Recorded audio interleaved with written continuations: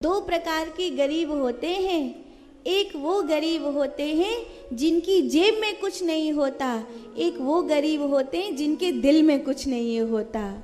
जो जिनके जेब में कुछ नहीं होता वो गरीब तो फिर भी बहुत ठीक हैं, लेकिन जिनके दिल में कुछ नहीं होता वो गरीब तो और भी ज़्यादा बड़े गरीब हैं, क्योंकि जिनकी जेब में कुछ नहीं है उनकी जेब में फिर भी आ सकता है, लेकिन जिनकी दिल में कुछ नहीं है वो तो मरे इतने कंगाल हैं कि वो तो कुछ ही नहीं आ सकता उनके पास। तो इसीलिए एक होता है गरीब, एक होता है दरिद्र। भगवान करे हमें गरीबी भले मिले पर हमें दरिद्रता कभी भी ना मिले।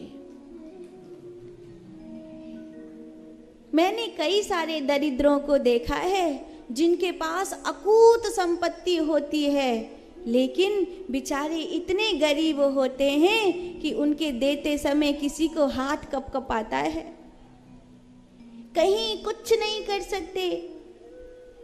इतने गरीब होते हैं कि सोचते हैं कफन में जेब होती तो ऊपर ले जाते, पर लेके जा ही नहीं सकते क्योंकि कफन में जेब नहीं होती। कोई कुछ नहीं ले जा सकता ऊपर, सब कुछ यहीं की यहीं छोड़ के जाना है। और जब सब कुछ यहीं की यहीं छोड़कर जाना ही है तो भैया दो दो हाथ से लुटाओ, फिर कमी किस बात की है। और एक बात कहूँ, जिन बेटा बेटी के लिए हम धर रहे हैं, पूत कपूत तो का धन संचय और पूत सपूत तो का धन संचय। अगर बेटा बेटी असंस्कारी है, संस्कार विहीन है, तो फिर उनके लिए पैसा छोड़ने का कोई मतलब नहीं, क्योंकि सब बर्बाद कर देंगे, हमारा खून पसीना का पैसा सब बिगाड़ देंगे। और अगर वो बहुत संस्कारी हैं, बहुत अच्छे हैं, तो हमसे ज़्यादा कमा लेंगे, हमें ज़रूरत नहीं है उनके लिए गाड़ के धरने के लिए।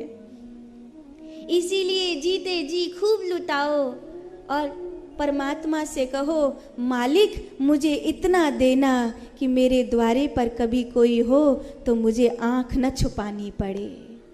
इतना देना कि मेरे सदा हाथ देते ही रहें, मेरे सदा हाथ देते रहें। मालिक इतना दीजियो जामे कुटुंब समाए, मैं भी भूखा ना रहूं, साधु भी भूखा न जाए।